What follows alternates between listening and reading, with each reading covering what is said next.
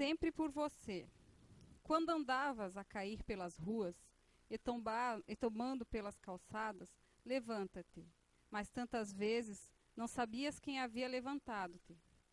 Quando parecia estar sozinho e abandonado, ninguém para escutar as tuas lamúrias e decepções, trazia para junto alguém para te escutar. Tu as afastasses com o teu mau humor e enfativava os teus problemas como os maiores do mundo. Quando estás à míngua, sem dispor de mantimentos para o teu repasto diário, enviávamos uma alma caridosa ao teu encontro, estendendo-te a mão amiga, mas recusava com o teu orgulho. Quando te faltou trabalho para o sustento necessário, fizemos com que os empregadores e trabalhadores te apontassem o rumo para não perderes a esperança e a oportunidade de trabalho do labor honesto que transforma e enriquece o ser, mas não aceitavas, queixando-se não ser trabalho para a tua pessoa. Quando estavas nas maiores das confusões criadas por ti e no auge dos confrontos desnecessários, quando o pior estava por acontecer, usamos amigos que jogavam a água fria sobre os ânimos exaltados. Mas ao invés de agradecer, aqueles que haviam evitado a tragédia iminente, os chamavas de covarde. Quando a doença bateu à tua porta, foi para que a humildade te fizesse uma visita, transformando o teu íntimo, mas entrasse em fúria, blasfemando contra todos e contra Deus. Aí te mandamos a leitura consoladora através dos missionários do bem, mas enxotasse a luz. Desencarnaste, estais aqui e estamos com você. Jacob. Mensagem recebida na noite de 11/11/98, no estudo mediúnico da Casa Amor e Movimento, pelo José Fernando. Boa noite a todos. Sejam todos bem-vindos. A questão da cristalização da consciência, ou, vamos dizer, fechar o conceito, a mente fechada, estar com a razão,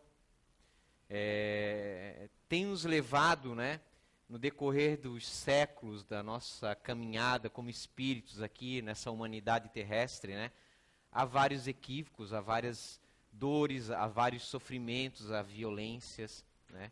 Na cristalização da consciência, né, vamos encontrar muitas vezes, né, a guerra, né, as dores que elas levam,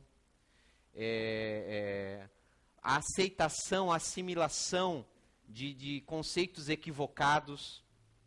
Não importa se a origem perfaz num indivíduo ou num grupo específico em desequilíbrio, mas sim que nós acabamos aceitando. É tão verdade isso que hoje eu estava conversando com uma pessoa, não é espírita, e eu compreendo perfeitamente a posição dela de que realmente bandido bom é bandido morto.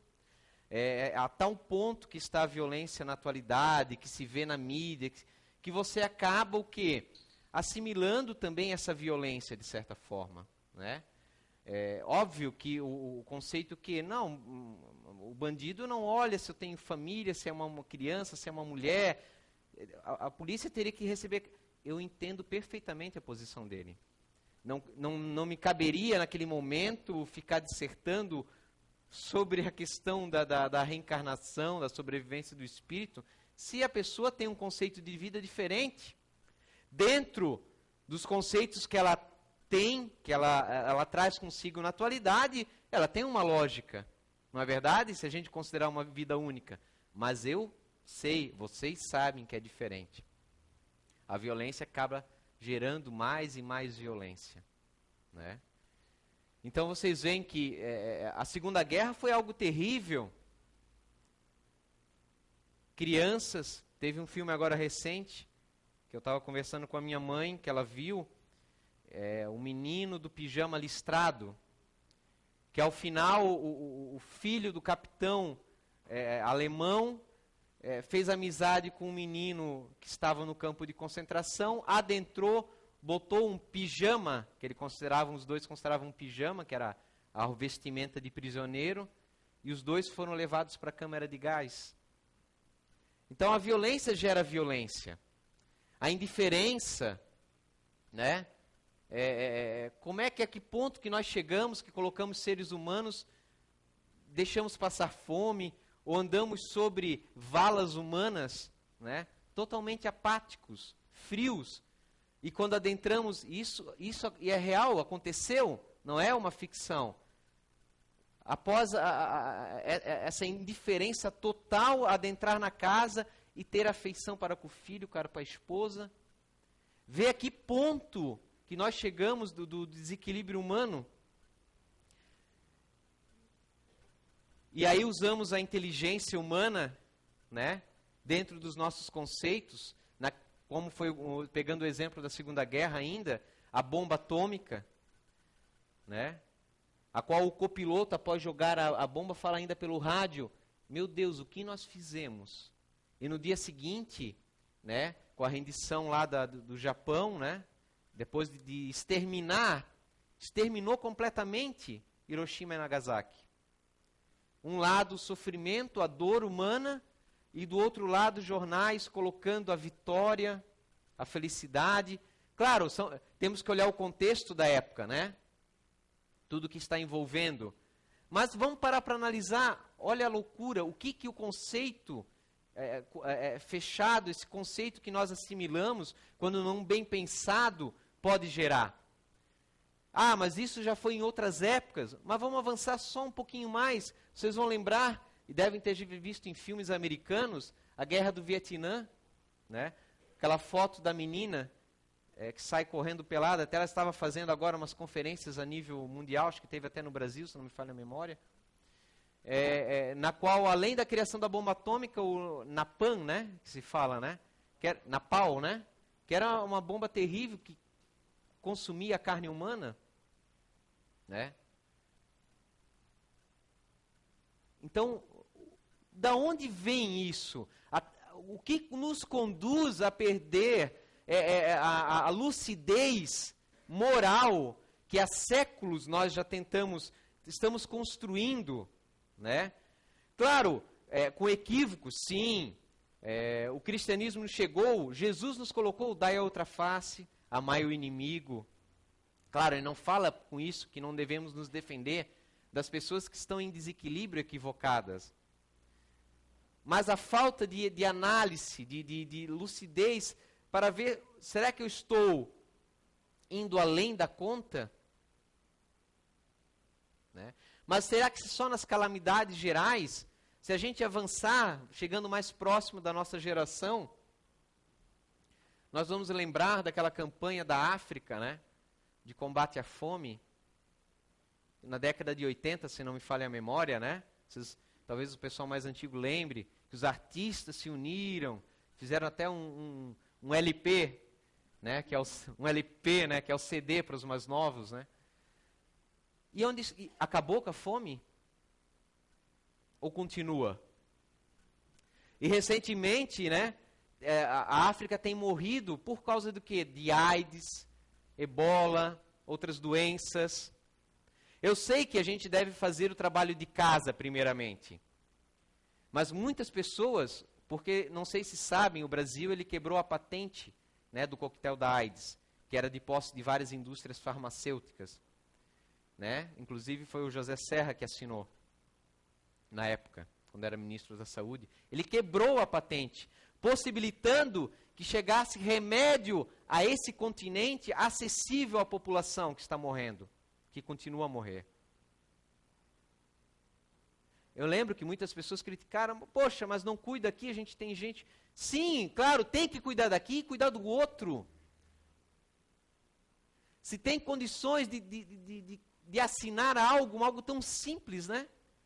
E quebrar, vencer um pouco da ganância humana em prol de outros, por que não? Mas nós continuamos presos na nossa consciência, no eu, no egoísmo, no ego, né? Não lembrando que tem pessoas que passam fome. Mas nem precisamos, né? Lembrando mais recentemente, vocês lembram quando a China hoje, que é o grande, né? O novo império, né? Vamos dizer, é comunista, mas do capitalismo tem sido, né? É o grande fabricante mundial, né? Mas a que ponto? Pessoas que trabalham de forma escrava. E aí claro, para eu não perder o meu negócio, vou lá e monto na China, porque lá a mão de obra é barata. É barato por quê? É barato lá. Ainda não tem leis, não tem... o que mais? Lá, recentemente, uma empresa muito conhecida, que fabrica inclusive o iPad, o iPhone na China para a Apple, foi obrigada a se retratar publicamente, porque os funcionários ameaçaram se suicidar coletivamente, porque não pediram um reajuste e não foi dado. Aí foi se ver que tinha crianças de 12, 14 anos trabalhando o dia todo. Aí a empresa falou, não, realmente, nós vamos fazer esses jovens voltar para a escola, porque eles não estavam mais indo para a escola. E aí se foi ver que eles trabalhavam em torno de 150 horas extras. Né? A gente sabe que aqui qual é a lei? 30 e poucas horas, né, por mês. Então eles estavam trabalhando 150 horas. Sabe o que é isso? Né? E aí nós colocamos lá, não, porque eu preciso estar engajado, né, senão eu vou morrer na praia. É verdade, eu entendo isso também.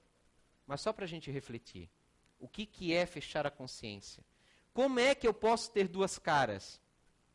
Tá aqui, sentadinho, bonitinho, pensando, poxa, será que no dia da psicografia pública vai vir um espírito, dar um familiar para me passar? Mas eu estou nem aí para os outros.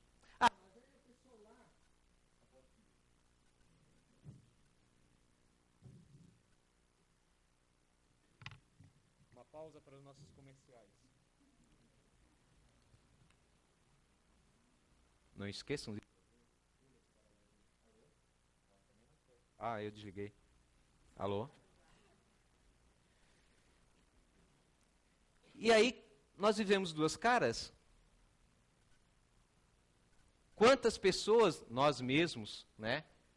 Para os estranhos, a educação, a polidez, o bom trato. Em casa, nós somos monstros, cachorros. Talvez eu estou exagerando. Nem vamos dizer que sejam monstros, mas não somos a mesma coisa. Somos estúpidos, vamos dizer em termos mais simples. Estúpidos. Duas caras. Qual o termo? Alguém quer um termo mais bonito, de repente? Mas porque é difícil lidar. Eu sei que é difícil. Mas será que eu estou analisando? Será que é o outro? Sou eu? Nós damos a abertura à dúvida? Ou já fechamos o conceito? Não, é o outro que é errado. Eu estou certo. Eu vou ali na casa espírita, eu estou me espiritualizando. E aí pergunto para o companheiro, para a companheira, mas por que você não vai? O quê? Ele está se espiritualizando. Mas vai viver com ele ou com ela. Né? Nós somos o impedimento, muitas vezes, dos nossos familiares, dos nossos conhecidos, de virem saborear conosco essa doutrina maravilhosa que é o Espiritismo. Como outras são também. Óbvio que há religiões caça-níqueis. Todo mundo sabe. Isso é verdade. Pessoas gananciosas que enganam e roubam pessoas que estão carentes emocionalmente. Mas há outras religiões maravilhosas, há pessoas dignas em todos os cantos. Ou vocês acham que Papai do Céu, ele se limita a passar só pessoas, bons espíritos reencarnando no meio de uma religião única? Não existe isso, não existe bandeira do outro lado.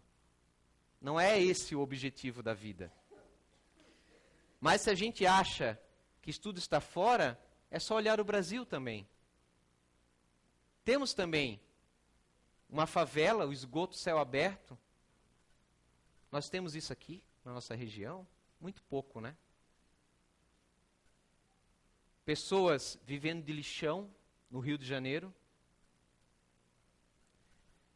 Lá em cima, um símbolo de prostituição infantil, que é muito forte no Nordeste, na região para cima. Temos aqui também, como temos o tráfico, temos várias coisas, mas é muito forte também lá para cima. Pais que vendem as filhas para caminhoneiros na estrada. Vocês já pararam para pensar nisso? Mas nós vivemos a nossa vida fechada, no dia a dia, e não analisamos as coisas. Não paramos para pensar. Olha aquela cela de presídio ali. Isso, eu sei que são pessoas equivocadas, bandidos, alguns são cruéis, talvez não poderiam nem voltar para a sociedade. Mas isso não é condição de se tratar outro ser humano. Só pode dar no que dá. Que a gente sabe que acaba saindo logo. Só pode dar no que dá. Aí nós nos queixamos, mas se não houver dignidade lá dentro, o que é ruim sai pior. Todo mundo fala isso. Já é um conceito popular. Mas vamos gastar o nosso dinheiro? Meu Deus, mais do que eles roubam já. Preferível gastar com alguma coisa digna. Aí uma pessoa sai por bom comportamento. Mas quem analisou isso? Cadê o psicólogo que faz esse tipo de trabalho? O acompanhamento durante anos? Mas nós temos a nossa culpa no cartório. Nós somos... O brasileiro é fogo. É paternalista. Quer um salvador da pátria. Porque eu coloquei fulano de tal como autoridade política, ele tem que dar um jeito. E nós nos isentamos com isso, da nossa parte. Nós não nos interessamos em pesquisar. Eu digo, por mim, quem é que eu votei para vereador na última vez? Até lembrei agora. Né? Mas eu fui ver os projetos que ele fez? Não fui. Nós não temos cultura política. Mas por quê? Porque não estamos preocupados, de fato, com a coletividade. Estamos fechados no ego, no eu. É triste, mas é verdade. Não precisamos nem ir para essas questões coletivas. A mente fechada tem nos levado a essa violência, seja no trânsito, nas brigas bate-bocas, na rua. Até por coincidência, hoje saiu na manchete do Jornal de Santa Catarina. Morre mais gente por brigas do que por assassinatos, de fato. Por homicidas. As mortes que mais acontecem são por brigas, por momentos de exaltação. Se não me falha a memória que eu vi na manchete, de cada 3, 2 são passionais, né, que eles chamam, né? Fúteis, vulgares. Olha só. E a gente acha, né, que é a bandidagem, claro que tem, né? Mas é nós, nossa falta de trato. Podemos dizer, mas é todo esse conjunto que tem nos elevado como nos exasperados, nos exaltados. Ou será que é o contrário? É isso que nós temos dentro de nós? A guerra, no final, é apenas um reflexo da somatória dos nossos desequilíbrios individuais. Ela é o ponto auge que transborda o copo da humanidade. É quando nós já não aceitamos mais uma resposta pacífica das coisas. É a mente fechada. Mas da onde vem isso? Eu tenho visto que não é uma questão de você ser ou não inteligente. Quantas pessoas já vi extremamente inteligentes, com diplomas, com muito conhecimento, e se perderem, se exaltarem, não terem controle emocional, se melindrarem.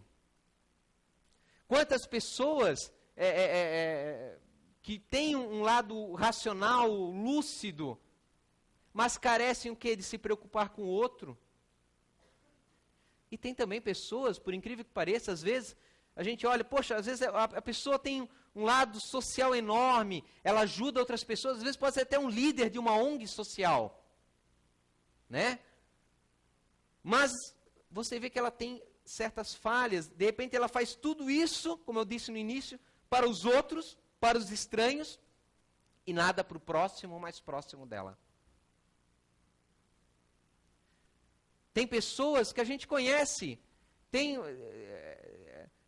estão alegres, sorridentes, felizes, mas fogem dos conflitos que são necessários, deixam de ajudar porque não querem se incomodar. É um egoísmo, mesmo que elas tenham um sorriso nos lábios, todas as vezes. Quantas pessoas que são capazes de tirar a camisa para uma pessoa, para uma criança que está na rua, mas fazem um inferno da vida dos familiares. São pessoas boas, mas não completas. São boas em um aspecto, mas com desequilíbrios em outros. Nós somos assim. Nem 100, nem 0, né? Não vou dizer nem um percentual. Nós somos flutuantes, né?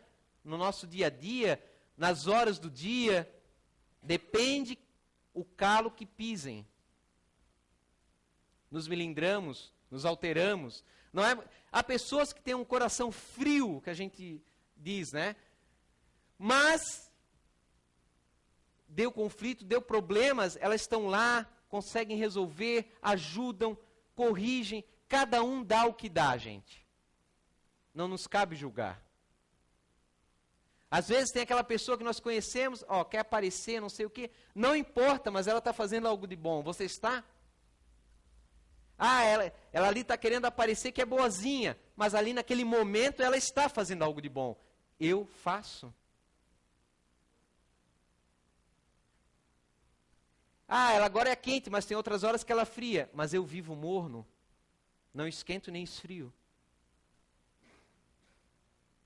É muito fácil julgar os outros, né? É claro que isso que eu estou falando não isenta da responsabilidade de nos melhorarmos. A pessoa que fez o bem para outros, a caridade material que a gente fala, né? Vamos ser bem precisos. Ela vai ter a oração, a amizade daquelas pessoas que ela ajudou. Lhe vai ser créditos quando ela desencarnar. Mas não vai isentar dos problemas peculiares as falhas delas. Se ela puxou o tapete de pessoas no seu emprego, aquelas pessoas vão ser o resgate que ela vai ter que cumprir. Não vai ser benquistas por eles. Vai cair, de repente, a máscara de boazinha que ela tem. Mas não elimina os atos bons que ela fez. Quando se costuma falar, os atos bons cobrem, né, os atos em desequilíbrio, no sentido que quando você desencarna, você vai ser abraçado, resgatado, auxiliado, vai para um local de auxílio, de esclarecimento. Mas não quer dizer que você é um ser iluminado. Não quer dizer que você não deva e não terá que se melhorar naqueles aspectos negativos que você tem. É óbvio. Numa tosca comparação, se eu sou bom em história, beleza, eu continuarei a ser bom em história, e eu sou bom naquilo, mas eu vou ter que aprender aquela outra disciplina que eu não sei. Se eu sou uma pessoa que eu tenho um certo equilíbrio emocional para lidar com multidão, no momento de desespero, ser o líder, coordenar, eu continuarei a ter essa capacidade. Mas se por outro lado eu sou intolerante, eu terei que trabalhar isso. Não é o fato de eu ter, de repente, auxiliado centenas de pessoas que a minha intolerância vai deixar de existir dentro de mim. Eu sou quem eu sou. E é isso que eu sou. Eu continuo do outro lado igual. É só a roupa que é diferente. E eu vou ter que corrigir essa falha, cedo ou tarde. Pode ser agora, pode ser depois. Opa. Então, ser extremamente inteligente, ou ter tido poucas instruções da vida, ter ou não controle emocional, praticar a caridade material ou não praticá-la, não são os grandes, não são esses os caminhos que vão de fato nos libertar do nosso egoísmo, do nosso orgulho, que são os dois principais elementos que nos bloqueiam a nossa ascensão, né, espiritual. Mas sim o sacrifício, a caridade verdadeira, que é aquela educação, não é aquela educação só para um e para outro, não. Isso é conveniência. Eu estou analisando se é interessante ou não eu ser educado com aquele ou não, se vou ter um retorno ou não, se alguém está me olhando ou não. A educação é sempre constante para com todos. E não aquela panelinha social, porque ciclaninho pensa igual eu, ou pensa diferente, então cai fora. Ele tem certo status social ou não. Ele trabalha em determinada área ou não. Ele é empregador ou é empregado. Não é fazer as panelinhas. Não é isso. A solução é a abnegação. Não importa a religião. Seja Madre Teresa, Gandhi, Dalai Lama, né? Chico Xavier, ou Divaldo Pereira Franco. Né? A abnegação é muito difícil, gente. É muito difícil. Porque a gente pode, no sábado, fazer uma abnegação, um sacrifício.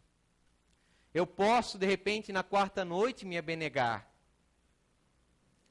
Agora, se abnegar todos os dias, ou disciplinamente, determinados dias, durante 1, 5, 10, 20 anos, 30 anos, isso é diferente. Muita gente chega na casa espírita, hoje nem tanto, mas já chegou no passado, querendo trabalhar, mas o trabalhar é ir para uma mesa mediúnica, já querendo dar passe. Não entendeu as coisas. E fica brabo. Não, você tem que fazer primeiro um curso. Mas eu já sei. Que bom, meu irmão, minha irmã. Que bom que você já sabe. Nós ainda estamos aprendendo. Veja, só nessa forma de tratativa, né, nessa forma de pensar cristalizada, já mostra o quê? A força do orgulho, da arrogância que a pessoa tem. Humildade é você chegar em Blumenau e perguntar se você é espírita. Eu estou estudando. Aceitar tomar um passe coletivo. Não dizer nada. Mostrar com trabalho. Esse é o segredo de tudo. Seja na casa espírita, seja na profissão. Mostrar o que você sabe. E não dizer o que você acha que sabe. É tão diferente. Mas as pessoas querem aparecer, florear, floreiam tanto, que daí quando a pessoa que você jogou tanto chantilly vai olhar, mas é só isso? Se decepciona. É como um adolescente, né? Arrumou o primeiro namorado ou a namorada, um príncipe ou princesa encantada, passou um tempo, acabou o encanto, né? Viu que a pessoa, mas você é assim, você não me falou. Mas eu sempre fui assim. A pessoa se enxergou dessa forma. Se ilude, nós nos iludimos constantemente. Então, se me permitem,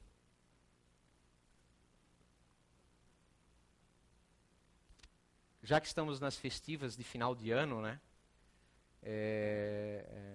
Nós chegamos aqui, né? Eu cheguei há em torno de 10 anos atrás, ainda a comunidade espírita Irmã Lúcia, ela ainda tinha na residência do José Fernando e da Eunice Cipriani, né? Os dois iniciaram essa comunidade na sua casa, no seu lar. Eu lembro ainda que as palestras eram na sala de visita deles, a biblioteca ficava na cozinha, em cima da mesa. Vocês não sabem muitas vezes, né? O pessoal que frequenta há mais tempo. O passe era numa salinha que ficava na lavação, cabia 3 cadeiras, tá? E foi um trabalho muito bonito, eu me sintonizei na hora. E nesses 10 anos que eu tenho vindo, ora com muito esforço, sou obrigado a ser sincero para vocês, ora com muito prazer. Eu aprendi muito com todos que estão aqui. Algumas pessoas já não estão mais aqui nessa comunidade, seguiram outros caminhos. Outras foram e voltaram, outras permaneceram, né? E cada pessoa, não tem, obviamente que eu não tenho foto de todos, né? Há muitos que faltam ali, mas cada pessoa a gente aprende assim. Muitas vezes nós somos humanos, cometemos equívocos,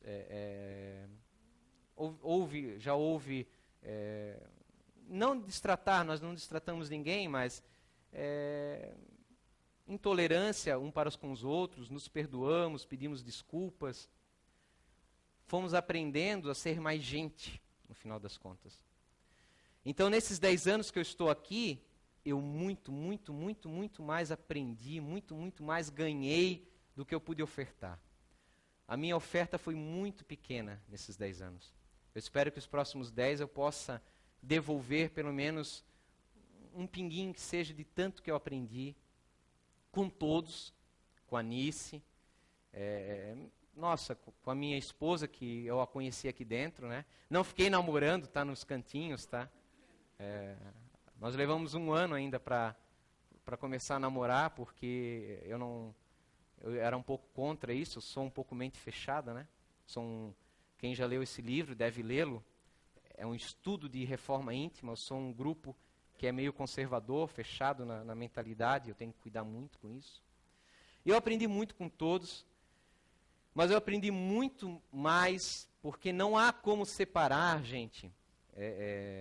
No início, todos chamavam, vou no centro do Fernando. E não tem como separar o José Fernando da CEIU. Uma coisa está vinculada à outra. É uma só pessoa. O José Fernando, ele é, de fato, o líder espiritual dessa casa encarnado. Nós temos tantos espíritos nobres, eu tive a oportunidade de acompanhar nesses anos a mesa mediúnica. Eu tive contato com cada espírito maravilhoso que já levei bronca, tá? Sim, porque a gente leva bronca. Vocês querem, às vezes, uma coisa maravilhosa. Não, já levei muita bronca. Já levei puxão de orelha. Mas já tive... Nossa, isso foi muito bom. Já saí chorando daqui de raiva, mas raiva de mim, não do outro que me apontou as falhas. Raiva porque eu fui obrigado a ver, não, são minhas falhas, não é de mais ninguém. E se vocês, voltando um pouco ao passado, se vocês recordarem, até para vocês saberem, lá na década de 70, um menino que tinha 9 anos, ele morava ali, nessa cidade, em Recife.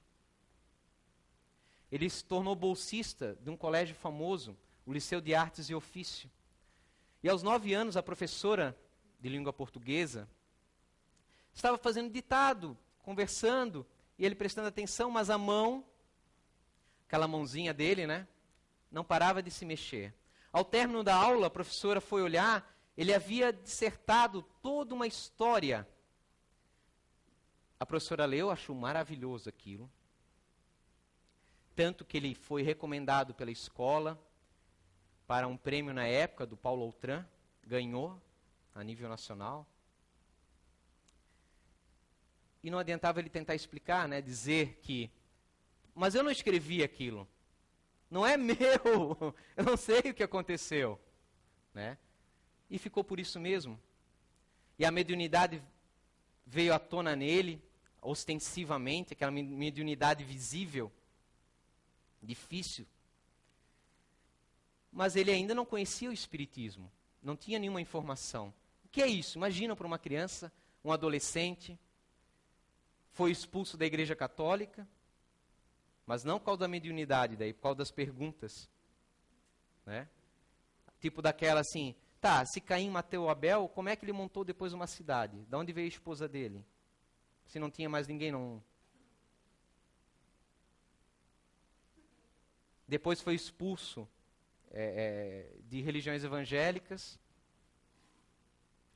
Por fim, não sabendo o que acontecia, revoltado, disse, agora eu sou ateu. Tu vai ver Deus. Não tem o ateu? Vai ver Deus, agora eu não vou mais acreditar em você. Né? Estudou muito Carl Sagan, o grande astrônomo, e foi se conhecendo. Teve seus momentos de perturbação, tomava muitas bebidas alcoólicas, mas não ficava bêbado, porque não era ele que tomava, eram os espíritos que estavam junto dele em desequilíbrio. Fumava muito. Até o dia em que teve a oportunidade de conhecer aquele livro que muda as nossas vidas quando a gente lê realmente com devoção, que é o Livro dos Espíritos de Allan Kardec. Então ele começou a frequentar um centro espírita, no Jaboatão dos Guararapes, o Lar Espírita Chico Xavier. Esse tem a mente aberta, aprendeu muita coisa lá, mas muita coisa ele também mostrou que sabia. Os fundadores do Chico Xavier, do Lar Espírita Chico Xavier, o casal Coim, que foram os primeiros orientadores dele, juntamente com palestras e cursos que ele recebeu nesse centro espírita, que era a referência na época e continua sendo. Não era federado na época, porque renovou vários conceitos. Ele passou a estudar disciplinamente o Coen, hoje é o Wesley, na época ele chamava Coen. Estudou tanto e tinha esse arcabouço tão exacerbado, essa memória, essa inteligência rica, que passou a dar cursos em pouquíssimo tempo, mostrando realmente a sua bagagem espiritual. Porque assim, falhas todos nós temos. Todos nós temos. Não disse Jesus? Atire a primeira pedra aquele que não pecou, ou seja, aquele que não tem falhas. Mas aquela história, nós queremos só olhar as falhas para difamar a pessoa. Esquecemos de olhar a grandiosidade que ela tem, muitas vezes demonstra. Ele teve a oportunidade de ter cursos com o senhor Divaldo Pereira Franco, que é hoje o líder do movimento espírita, por mérito, né? Não com nenhum título, mas por mérito, ele hoje assume essa liderança espiritual. Começou a trabalhar na mesa mediúnica, como médium, né? Inconsciente, porque a mediunidade do José Fernando é inconsciente. Teve como, na mesa mediúnica nós temos o médium, que vocês conhecem o termo, e temos uma pessoa que chamamos de doutrinador, que conversa, na verdade, com o espírito, porque ninguém doutrina ninguém. Nando Cordel foi um dos doutrinadores que trabalhou junto com o José Fernando, né? Aquele cantor, vocês devem conhecer a nível nacional. Foi graças a esse senhor, vocês veem, né? O que é? A gente tem é chamado, às vezes, aqui na comunidade, ou ser presidente da Associação dos Moradores, ou vou, não sei o quê, ter um certo destaque regional, pronto, já sobe para a cabeça. Agora, esse rapaz aqui, esse senhor, como ele é conhecido? Muito humilde. Foi ele que levou o José Fernando, acompanhou ele muitas vezes para visitar os leprosários, que até existem ainda hoje lá em Pernambuco, lá em Recife. Então o José Fernando, ele não gosta de chamar de Fernando, é que eu sou legalista, é Fernando do início até o fim, infelizmente vai ter que se acostumar. Ele ia visitar, ele disse que a primeira vez que ele chegou foi um choque, as pessoas em deterioração, e esse rapaz, o Nando Cordel lá, abraçando, atendendo, dando passe nas pessoas, ele olhou, não, mas eu também vou. Foi lá, isso sim, olha que é força moral. Não é você às vezes vacilar, é você levantar e fazer o que deve ser feito. Foi lá, abraçou e começou a dar passe, porque o José Fernando ele tem muito magnetismo fluídico, mediunidade de cura. Ele visitou os leprosários. Meu Deus, eu fico perguntando, tudo bem, é caridade material, mas a abnegação, o sacrifício, se interessar pelo outro. O que eu fiz da minha vida até agora? O que vocês fizeram? Foi no Chico Xavier, que ele também fez a campanha do quilo, que botava um saco nas costas, ia pedir comida em cada casa, em cada lar, ser enxotado, ser humilhado. E ele era, na época, foi gerente de grandes magazines. Ia lá, às vezes as pessoas soltavam o cachorro.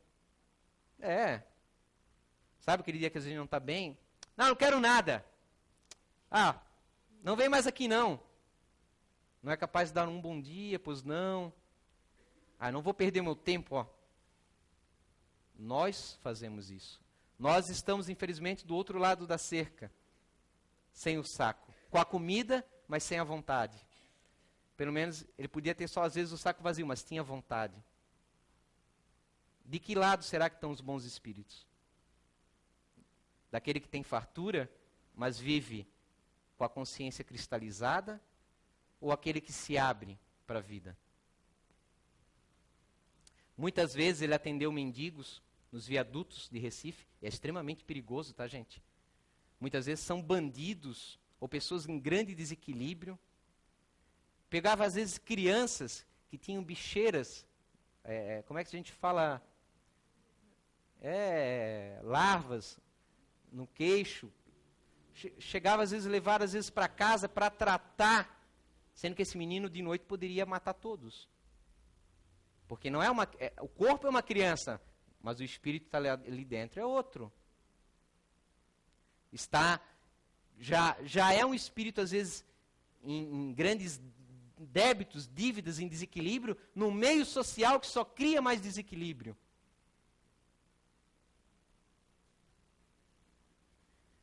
Foi lá no centro, no lar espírita Chico Xavier também, que ele aprendeu as técnicas do passe, através desse senhor, o Jacob Mello, que um grande estudioso da área de fluidoterapia. Estudou e hoje ele até acrescenta muitas novas técnicas com o conhecimento que ele tem, que ele adquiriu, que ele tem intuitivamente, que ele pesquisou, porque é um cientista, é um pesquisador. Tem nos trazido. Trouxe para Blumenau, através aqui da CEIU, esse senhor para dar um seminário, na qual poucas pessoas de outras casas espíritas foram. É triste, mas é verdade. É parecido, né? O sotaque é parecido. Trouxe esse senhor para tentar melhorar as técnicas, mas as pessoas não veem dessa forma. Estão com a mente fechada, cristalizada. Acho que a pessoa está querendo, sei lá, roubar alguma posição social. Nós somos assim. A pessoa chega com uma nova ideia, com uma nova diretriz. Quem é você para dizer que está chegando agora? E nos fechamos e ficamos para trás. Hoje a CEIU, nesses 10 anos, tratou tanta gente. Talvez a maioria de vocês esteja aqui ou já esteve devido à dor, como eu. E foi tratado aqui, foi sanado, foi curado. E quantos casos que a gente não vai falar, não pode dizer, não se deve dizer, mas eu sei, e basta a minha consciência saber, casos difíceis, doenças terminais, nem todas, alguns desencarnaram. Claro, isso aqui não é nós não podemos ir contra certas diretrizes, mas é lícito para nós lutarmos até as últimas forças. Assim como para a pessoa que é o paciente vem confiando até o fim em nós, nós trabalhamos até o fim para o outro. A CEIU sanou um monte de pessoas, curou um monte de pessoas, graças a essas técnicas, que poderia estar disseminado, outras casas poderiam estar fazendo isso. Quantas pessoas vêm na segunda à tarde receber tratamento aqui? Nesses 10 anos, vocês não têm ideia. Eu sei, outros sabem, e já basta para mim. Vocês que vão buscar o caminho de vocês para fortificar a fé. Mas todos nós deveríamos ter oportunidade, para isso tem que também se fazer merecimento, de trabalhar num tratamento fluidoterápico. Nós não temos problemas na vida. Não temos. Eu vi pessoas aqui que vinham, nossa, com doenças terríveis, de dores atrozes, mas elas mais davam passe em mim do que eu nelas.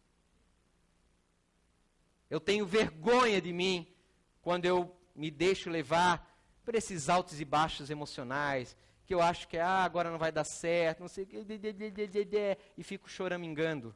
É uma vergonha isso, diante de tudo que eu já recebi, de tudo que eu já vi. Então não adianta eu estar aqui vendo. Porque eu vejo, mas eu só quero ver o fenômeno. Não, ainda bem, graças a Deus, que eu ainda me maravilho, não é com o fenômeno, como da psicografia pública. É o fato, de repente, de levar uma consolação para uma pessoa. Nossa, a providência é incrível. Está sempre junto. É isso que me deixa animado. Ela está sempre junto de nós. Mas a gente vive choramingando. Agora eu vou largar tudo, vou fugir, vou para lá, vou para cá. Caramba! O que adiantou tudo isso? Então ele nos trouxe todas essas técnicas de passe. Mas em 98, vocês lembram da psicografia que foi lida no início? Por isso que eu escolhi ela. De 11 de novembro de 1998. Foi quando José Fernando e a dona Eunice, a Tunice, chegaram em Santa Catarina. A Anice, ela é de São João Batista, né, todos os seus familiares. Primeiramente, eles foram para São João, residir lá. Montaram o primeiro centro de São João, que continua lá, Comunidade Espírita Amor em Movimento. Mais tarde tiveram que retornar alguns meses para fora do estado, mas já retornaram. Aí retornaram para Blumenau, onde fundaram aí a Comunidade Espírita Irmã Lúcia, na casa do José Fernando. Durante esses 12 anos, né, mantiveram a CEIU e o Amor em Movimento. Eu lembro que quando era na casa deles, chegava nos dias de palestras, a Débora era um bebê, tinha que ficar trancada no quarto para não atrapalhar. Eles não tinham vida privada. Passaram dificuldades que vieram de mãos abanando para a região. Ainda assim, sempre, durante muito tempo, sempre pagaram o aluguel sozinhos, lá do Amor e Movimento em São João Batista, porque eles consideravam que, poxa, nós não vamos passar esse encargo para as pessoas daqui. E nunca falaram nada. Não tinham, às vezes, o que comer, mas mantiveram aberto lá o centro espírita, que continua até hoje, graças a eles. Então a gente vê, às vezes, as pessoas, né? Ah, mas ele não me deu atenção, ele não... Caramba, as pessoas são seres humanos. É o que eu digo, as pessoas que idolatram são as primeiras que jogam pedra. Né? Porque é o médium, estrela, vamos tocar na veste. Mas aí, se ele está num dia não bom, como nós também, porque se nós temos direitos, né? Por que eles não teriam? Então já se critica. Depois, como já não se podia mais criticar, porque o Fernando ele cresceu muito.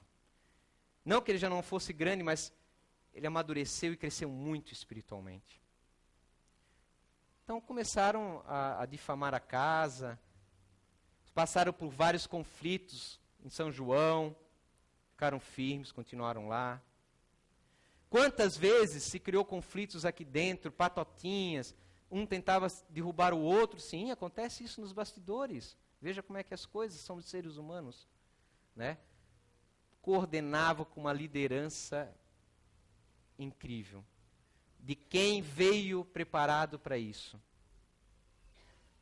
Corrigia, orientava, castigava, como a gente castiga a criança muitas vezes. Alguns se melindraram, saíram, mas o melindre é deles. Eu não me melindrei? Sim, também já me melindrei. Mas eu botei minha cabeça no travesseiro e vi que, poxa, o negócio é mais embaixo, né? O problema sou eu. Não é o outro, ciclano, fulano, beltrano. Sou eu. E aí realmente eu lembro agora quando ele falava, culpe primeiro a si mesmo. Culpe, mas culpe. Se culpe. Que aí a verdade vai aparecer. Senão você fica o quê?